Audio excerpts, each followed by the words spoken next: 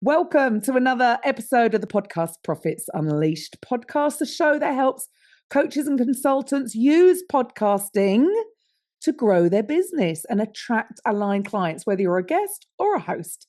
Now, today's guest is Rachel Spekman. Now, she guests on podcasts a lot. Now, she's the founder of Made for More Coaching. So she helps high-performing professionals ditch the high-paid, soul-sucking careers and step into work that's aligned with their purpose without having to sacrifice the income.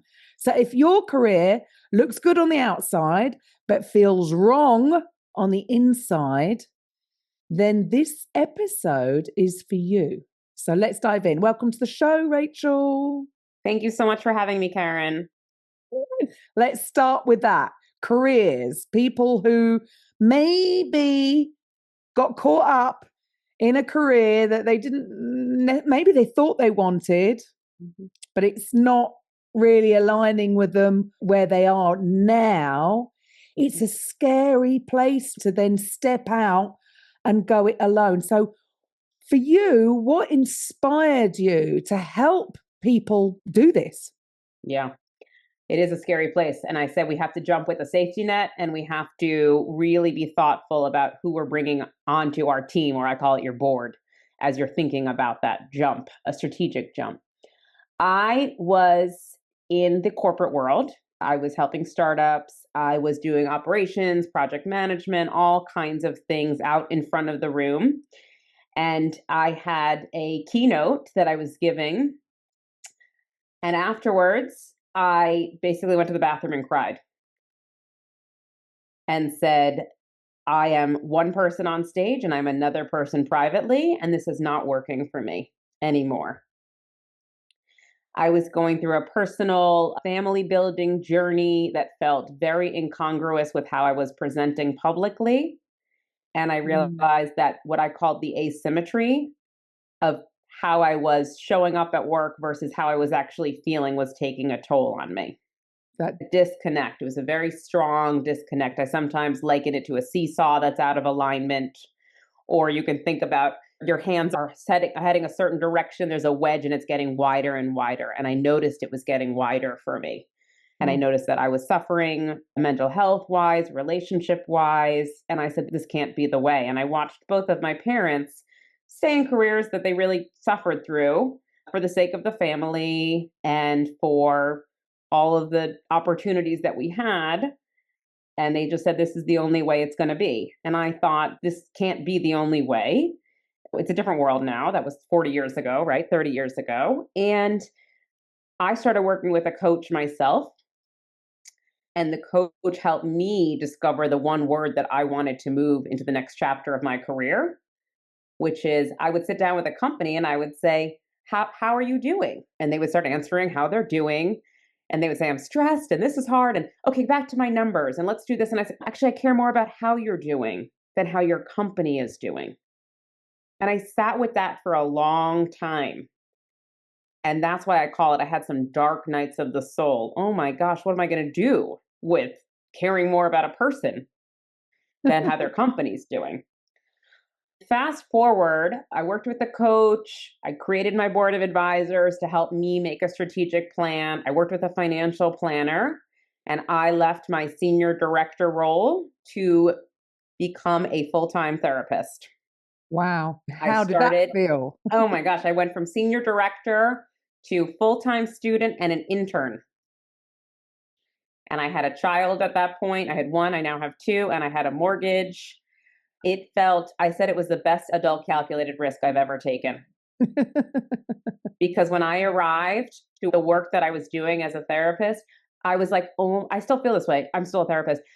People are going to pay me to do this. This is such a natural fit for me. And thank you so much. And because I was falling so in love, I call it the right room. I was in the right room finally. And so many people aren't. They really aren't. And all those people I had worked with, not all of them, but a large majority that I had worked with in the startup world, in the nonprofit world I had been at before that, said, you seem like you're doing really well. Can you help me out? I feel asymmetrical, that's my word, at work. I was innovative in this way, and all of a sudden I feel trapped. I feel Oh, micromanaged. I'm so sorry. Hold on 1 sec. Let's press pause. Okay. Oh, no. Oh, my goodness. Sorry about that. Let me. You're fine. Thank goodness for not turning live. Excellent. You know what I say? Real life is happening. I just saw your text, by the way. So sorry about that. Oh, dear. I knew. I thought he's asleep. I won't move him. And then he's woken up. Oh, So let's go back to, how far back do you want to go? You were saying about other people started saying, yes. help me about, because I'm feeling asymmetrical. Go from there. Yes. And I'd always on. naturally been a writer, and I've always been very good with words, I think. And so people say, can you help me with my resume? Can you help with my cover letter? I'm in between jobs. And I said, do you even want to be going for that job? No, not really. So that's when I realized that there's really an opportunity between the world of therapy and actually career coaching. I call it career strategy work, which is how do you tap into what you're naturally good at doing, or how do you reverse engineer your career based on what lights you up? And then how do we find opportunities or create them in this wide market? You're in the UK, I'm here, across the entire universe, really, to help pay for those opportunities. Right. Things have changed in the last 30 odd years, but we have been conditioned to believe that these are the steps. You go to, in England, you go to college or you go to university, you get that degree, and then you go and get this really good job, then you get a mortgage, and then a lot of people, they're not stuck, but they feel like they're stuck because they don't feel like they can step out of this corporate role, if they're in corporate, and go for something that would light them up, because entrepreneurship wasn't taught in school, was it? No. And the other thing is how you just described it. It's quite similar in the US, which is many people find me, oh, I just finished law school. I hate being a lawyer. Oh, I just finished engineering, whatever the case is. Most people find me when I say they're 20 to 40% happy at work. And I will ask them, that's truly the average, 30%. That's one of my intake questions. And I will say, would you live in a house that's 70% falling apart? Great analogy. Would Why you do drive we a put up with car? this? Would you drive a car that was 70% falling?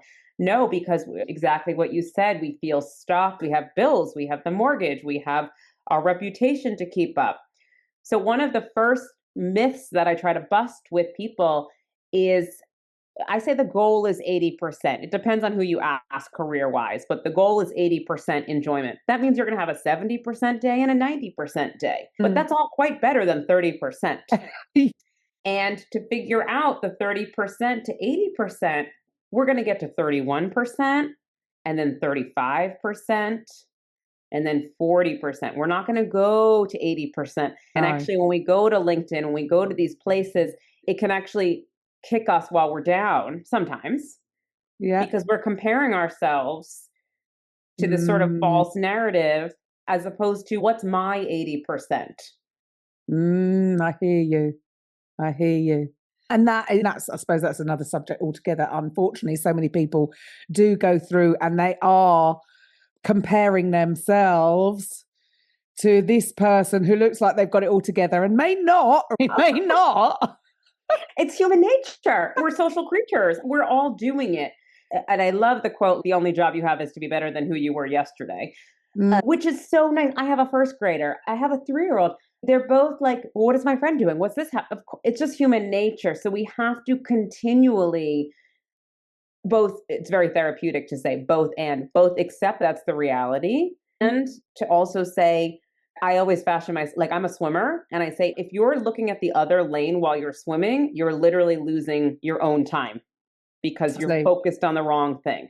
Stay in your lane. But be innovative at the same time. Yeah. Oh, and I will tell you, this is how the name of the coaching company came to me, because I thought, you want me to coach you? I'm just getting unstuck in my own career. But that's when it started taking off and people started kind of family, friends, and now it's grown quite a bit. And I feel very fortunate for it. And because again, I'm still doing what I love. I feel so grateful for it. And it was just called my name. That's the other thing. People are like, what's the name going to be? What's the website going to be? It's going to happen organically. We need to get excited first. We wait until it's going to be perfect, opposed to my first website was miserable. The name of my company was, anyway, just all these things at the beginning, how I was doing it versus now. And I don't know where I'm going to be 2-3 years from now, but I'm excited to be growing it. I love that outlook. It's the same for me. If I waited for things to be perfect, I'd never actually do anything. You've got to just take that step. My whole thing is completely evolved. If you told me 10 years ago that I'd be doing what I'm doing, I would have laughed for starters. And it should evolve. You're never going to get it perfect from the get-go. And sometimes you've got things to learn, and sometimes you got to be careful what you wish for, right? Sometimes things can happen. You think, actually, I'm not sure that I like this. I want to now go in this direction. And that's all okay. We give ourselves such a hard time that we're told to create these plans and we've got to stick to the plan. Actually, it's flexible, right? Because like you say, you've got to go with how you feel. And are you enjoying it? It doesn't have to be so rigid, does it? It really doesn't. And I love the kind of rephrasing things instead of what do you want to be when you grow up? Who do you want to be? Or I always say I grew up in a what are you doing household? What are you doing today? What activities are you doing? And I'm trying in earnest to create a how are you doing household. Love that. Because that is the important thing. But what's happened? It's very radical. It's capitalism. What we're doing matters because, like I said, what we do does pay the bills and does move things forward. And it really does matter. It's also how do we hold up how we're doing while we're doing those things. And very often in that, if you are enjoying 30% of your day to day, that starts to have an effect on your health, your mental health, your relationships. I spoke with someone this morning. He says he has very little to look forward to generally. It's really hard. And that's the other thing. It's like we all feel like we're isolated. It's actually a very universal problem. Most of us want purpose. There are 3 C's in work that we're looking for that's called meaningful work. It's a book that I reference all the time. We want challenge. Some kind of challenge. We don't want to be bored, really. No. We say we do want to, but then we get bored and then we're not. We want community. We want to feel connected, not socially isolated. Even if we're working in our house, I feel connected to you. I'm going to a social event later. We feel connected. And we want to have contribution. We want to feel like our work has some kind of meaning. So those are the 3 C's that really, at the end of the day, lead to a sense of fulfillment. And so for those who are listening, thinking about which of those 3 C's are off, which one is on, and how do you fine tune it a little bit? Oh, my community is not really inspiring me. Let's go find a new one. Let's go try that out.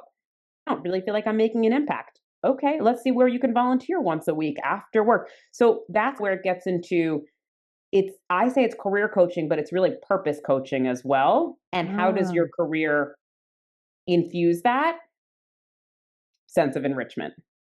And so your process doing things step by step. So just like you say, rather than jumping from 30% to 80%, that might be too big a jump for most people to really believe.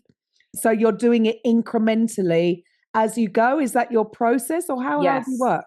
I have a 3-step process and I generally work with people for about 6 months because I say it takes about 6 months to get unstuck. Yeah. We want it now. The reality is it all takes time and it takes a commitment. And it depends on how long we've been stuck for, because I'll sometimes liken it to a poster stuck against the wall. If it's been there for a long time, the glue's hardened and we have to really use some elbow grease to get it unstuck. So it's mindset, transformation. So how am I actually going to use the skills that come naturally to me? I do a skills, values, and intellectual curiosity overlap, which I can talk more about. But really the overlap of the 3, using skills that I want to be using, working in a place that values the same things that I value or similar, and problems that I want to solve. And then we do accountability, because the hardest step is actually when you know what you want to do and you have all the confidence to actually go out and do it. Knowing and doing, mind that gap.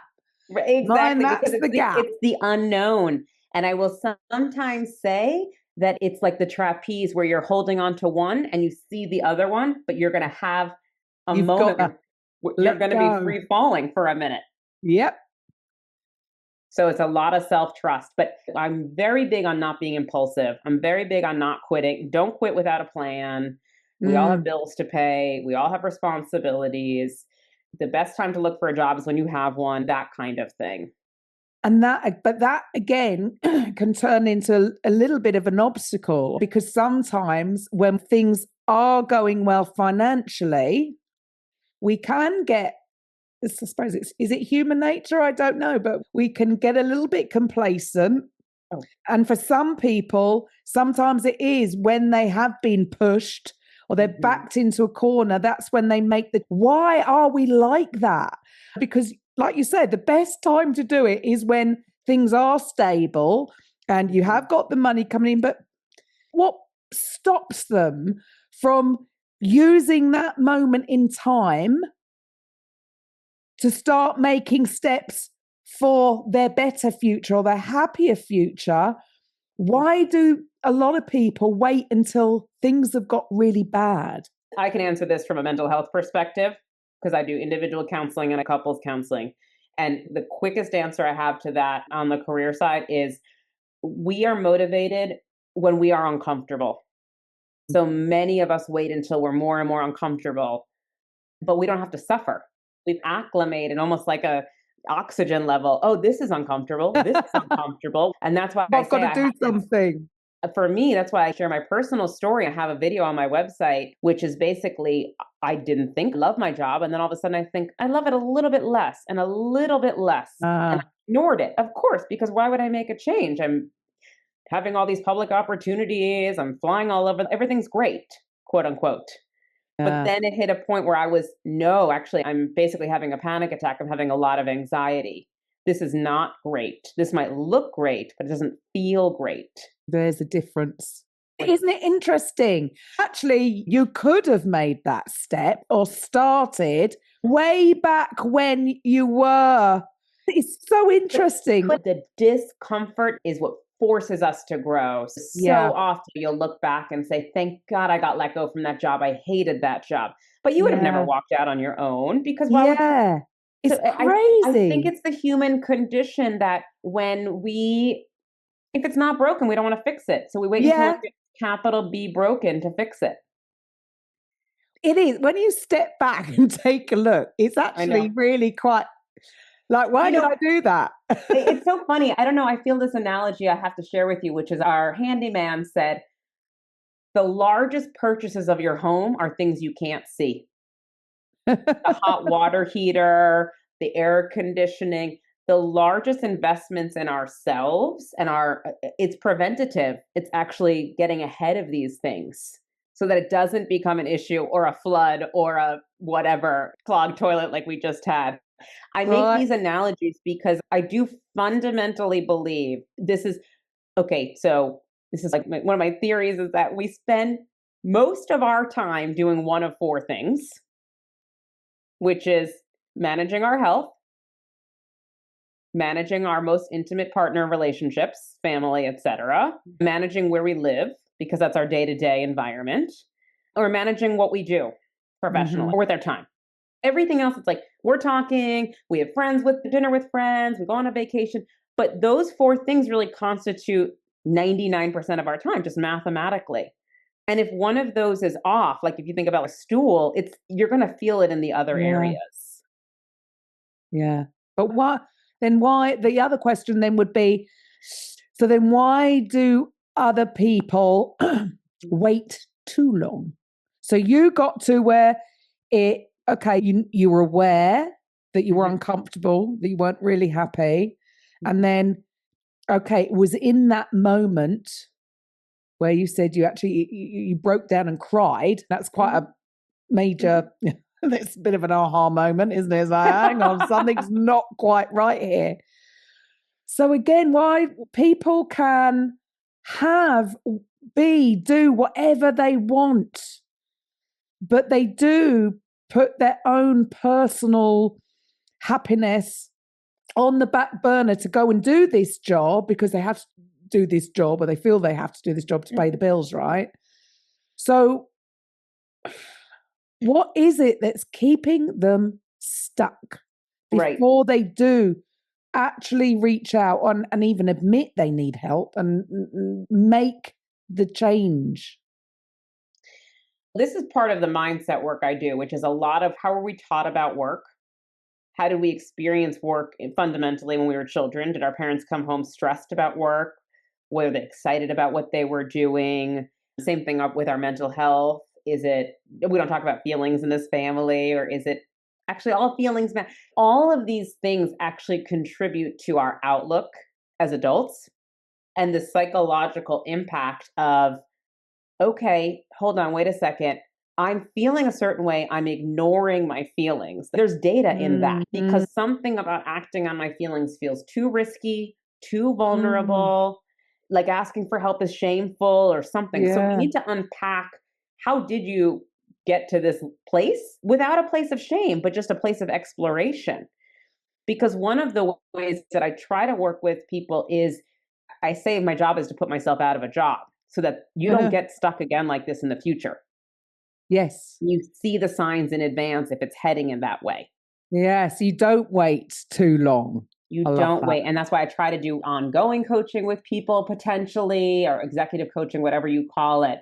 I have a client right now who really wanted a leadership position. And like you said, be careful what you ask for. So now she's in it, and now she has a whole set of problems. We all have problems to solve. And this is the thing. We think that we want to get to that destination. When you get to that destination, there is going to be a whole load of different things. So it's all a journey, isn't it? And it is a journey. And I suppose that is what I'm getting from this conversation is you're supposed to blooming enjoy the journey. So if you're not enjoying the journey, maybe it's time to have a little look around and go from 30% to, come on, 80% is good. I suppose that for me. What percent are you?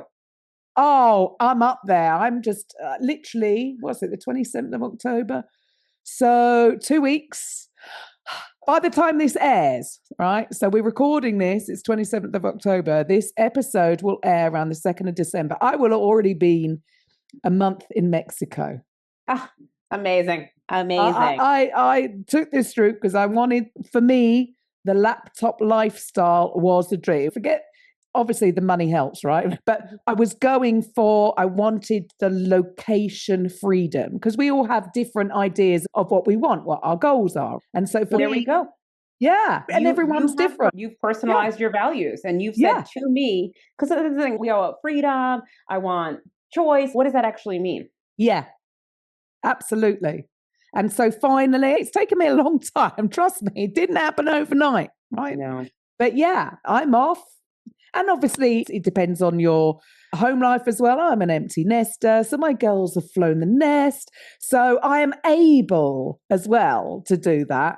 And so, yes, I'm doing it. And yeah, I just get to have conversations with people. It's perfect. Exactly. You're like, this is incredible. And that's why I like to tell people we have to be intentional, and we have to let things happen organically as well. Yeah. It's a combination of the two. And I like to share sometimes on podcasts that I felt like I really needed a name for my company. What's the name of it? Okay, I said Rachel Spekman Coaching. Okay, that's fine. I was coaching a client, and she was in a very toxic work environment. And I said, you are made for more than this environment. And she just paused and she said, that's the name of your company. Made for more coaching. And that's it. And I said, oh my gosh, I think you're right. This is what it's about, feeling like you're made for more. Perfect. So if somebody's out there thinking 30%, I'd say I'm at 25, I need help, what should the listeners do next? First, I always like to give an exercise, because yes, you can reach out to me and I'll share that information in a moment. But what's something you can do if you're just in your car right now or on a walk or whatever? And I ask everyone to think about, identify the last, let's call it 48 hours of your workday. Write down in an Excel or just on a piece of paper, what have been the core things that you've done with your time? And then next to that, let's say it was podcasting and Excel spreadsheeting and running the numbers or something. Write down what percent enjoyment you have of that task.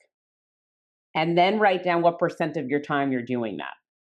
So then you can start to, and I literally have clients color code it green, yellow, red. That's your prescription right there. Let me start dialing down some of the things that I hate doing, that I have to do. And how are you going to dial those down? We'll figure it out. But maybe you're going to outsource it. You're going to outsource. Or let's figure out how to dial up the things that are the most green for you. I love doing this thing. Great. How can we do more of it? So that's just a very practical way to start thinking for everybody listening. If you're at 20%, how do you get to 21%? You identify what's going to drive you to 21%. Small steps, small incremental steps will still get you to your destination, which will change. And support. Small incremental steps with support. I provide a lot of structure and accountability. Brilliant. You heard it, guys.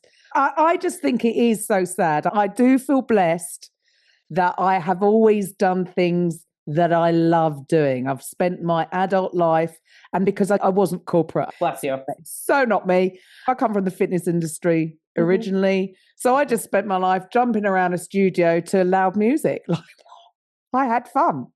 That's definitely on my green list. I put that in every day. I start my every day with a workout. That's one of my... There you go. I would just literally spend my day working out pretty much.